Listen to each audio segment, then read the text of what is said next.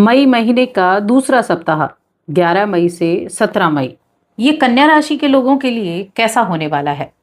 जैसे इस महीने में यानी इस सप्ताह में 4 ग्रहों का राशि परिवर्तन होगा और ये जो 4 ग्रह हैं ये इसी सप्ताह में इस पहले 3 दिनों में राशि बदल लेंगे। सबसे पहले मंगल देव की शुरुआत होगी। मंगल देव 11 मई को ही अपनी राशि स्वराशि मेष राशि में चले जाएंगे, जिससे रोचक नाम का राजयोग बनेगा। और मेष राशि में सूर्यदेव बैठे हैं जो 15 तारीख को गोचर करेंगे, तो मंगल आदित्य योग भी इस समय बनेगा पहले 3 दिन। उसके बाद 15 मई की सुबह को ही सूर्य का राशि परिवर्तन होगा और सूर्य वृषभ राशि में प्रवेश कर जाएंगे और बुधदेव का राशि परिवर्तन भी इसी दिन यहां वृषभ राशि में हो जाएगा। तो वहां बन गया हमारा बुधादित्य राजयोग। शुक्रदेव का राशि परिवर्तन भी इसी दिन रात्रि में होगा, यानी कि 15 की रात को होगा और शुक्रदेव अपनी राशि वृषभ राशि से निकलकर मिथुन राशि में जाएंगे, जहां पहले से गुरु बृहस्पति बैठे हैं। गुरु के साथ शुक्र की युति से गज लक्ष्मी राजयोग बनेगा। तो देखिए ये ऐसे कई तरह के योग बन रहे हैं। वहीं चंद्रमा की स्थिति ये बहुत महत्वपूर्ण है चंद्रमा की, क्योंकि चंद्रमा की स्थिति आपकी दिनचर्या में आपके रूटीन में सबसे ज्यादा इंपॉर्टेंट होती है, जो 2.5 दिन में राशि बदल लेते हैं। तो जब सप्ताह की शुरुआत हुई, चंद्रमा 11 मई को कुंभ राशि में रहेंगे। ये आपके मेहनत, आपके शत्रु इन पर काम करेंगे। 12 मई को जो चंद्रमा है उनका राशि परिवर्तन हो जाएगा और 15 मई को फिर से वृषभ राशि में इनका गोचर हो जाएगा। फिर 17 मई को ये वृषभ राशि में आ जाएंगे। तो इस तरह से इस समय चंद्रमा का राशि परिवर्तन रहेगा। लेकिन इनका प्रभाव किस तरह से होगा, क्या चीजें आपके लिए अच्छी रहेंगी, हम वो बात कर लेते हैं। तो पहले मैं थोड़ा डेट वाइज आपको बताऊंगी कि डेट वाइज किस दिन क्या होने वाला है करियर में, खासतौर से करियर में। करियर की दृष्टि से देखा जाए तो 11 मई का जो दिन रहेगा, सबसे पहले तो चंद्रमा जो है वो कुंभ राशि में होंगे। दूसरा, मंगल का भी राशि परिवर्तन इस दिन अपनी खुद की राशि मेष राशि में हो जाएगा। तो इसीलिए ये समय आपके ऑफिस में अपनी मेहनत के बल पर विरोधियों की बोलती बंद करने का मौका आपको देगा, क्योंकि ये समय ऐसा होगा जब आप अपने शत्रुओं पर विजय प्राप्त करेंगे और अपनी काबिलियत को दिखाने का मौका आपको मिलने वाला है। यही चीजें 12 तारीख को भी होंगी। 12 तारीख के लिए आपके लिए धन प्राप्ति के अच्छे योग बनेंगे।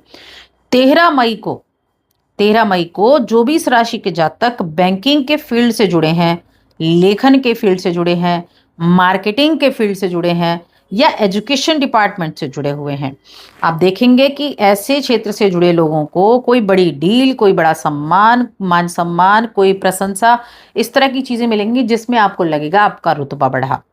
ये चीजें होने वाली हैं 13 तारीख को। 15 मई को सूर्य वृषभ राशि में आ जाएंगे, बुध भी वृषभ राशि में आ जाएंगे और ये समय उन लोगों के लिए वरदान साबित होगा जो विदेश जाने की इच्छा रखते हैं, विदेश जाने के लिए कोशिश कर रहे हैं या कंपनी के किसी बड़े पद पर आप बैठे हुए हैं, उनके लिए बहुत अच्छा है, बहुत अच्छे रिजल्ट दिला सकता है। सरकार से जुड़े लोगों के लिए ये बेहद उत्तम रिजल्ट देने का काम करेगा। तो काफ़ी अच्छे रिजल्ट यहाँ आपको देखने को मिलने वाला है। अब फाइनेंशियली कैसा रहेगा, फाइनेंशियली ग्रोथ कैसी होगी, तो जो पहला दिन रहेगा फाइनेंशियल, देखिए अभी तक हमने पैसे की बात नहीं की, हमने करियर की बात की। तो फाइनेंशियली क्या रहेगा, जो पहला दिन होगा अचानक से कहीं से पुराने रुके हुए कर्ज या कमीशन इनकी प्राप्ति हो सकती है। यानी आपने किसी को पैसा दिया था उधार तो वापस मिल सकता है। आप कुछ कमीशन से जुड़ा काम करते हैं तो वहां आपके लिए पैसों में वृद्धि हो सकती है। 13 मई का समय जो रहेगा, शुक्र के प्रभाव से घर की सुख सुविधाओं के ऊपर आप कुछ खर्चा कर सकते हैं जिसमें आपको खुशी मिलेगी। धर्म कर्म की चीज़ों पर इन्वेस्टमेंट आप कर सकते हैं। और 15 मई को सूर्यदेव जब वृषभ राशि में आ जाएंगे तो आप देखेंगे कि आप कुछ नई नई चीज़ों की तरफ चल रहे हैं, कुछ इनकम के नए सोर्स ढूंढने की तरफ, या फिर कुछ ऐसी चीज़ें जहां आपका एक परमानेंट ऐसा सोर्स बन जाए कि वहां से आपको कमीशन मिलता रहे, वहां से आपको पेमेंट मिलती रहे। कुछ ऐसी चीज खोजने का काम आप कर सकते हैं। 17 मई के जब ये 15 तारीख को सूर्य देव आएंगे, सूर्य और बुध की युति होगी, तो ये बहुत अच्छे रिजल्ट आपको देने का काम करेगा 15 मई से। आर्थिक स्थिति आपकी और मजबूत होनी शुरू हो जाएगी। 17 मई को जो स्थिति है, देखिए चंद्रमा तो वृषभ राशि में होंगे और बाकी ग्रह भी राशि बदल चुके होंगे, तो भाग्य के बल पर आपके लिए पैसे आने का योग, धन प्राप्ति का योग बनेगा, बरकत आपके जीवन में बढ़ेगी। देखिए पैसे आने का योग हमेशा ऐसा नहीं होता कि बहुत मोटा पैसा आपको मिलने वाला है, बहुत ज़्यादा पैसा आपको मिलने वाला है। हो सकता है किसी को आपने कुछ पैसे उधार दे रखे हो, वो आपको मिल जाए।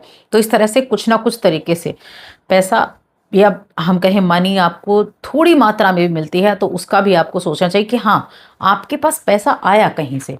तो छोटी छोटी चीज़ें आपके लिए इंपॉर्टेंस रखनी चाहिए। कहते हैं ना, बूंद बूंद से सागर भरता है, तो वैसे ही तो ये चीज़ें होने वाली हैं।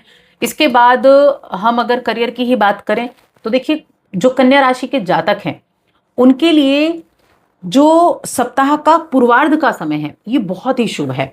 बहुत शुभ इसलिए है कि मनोकामनाओं की पूर्ति का ये समय है।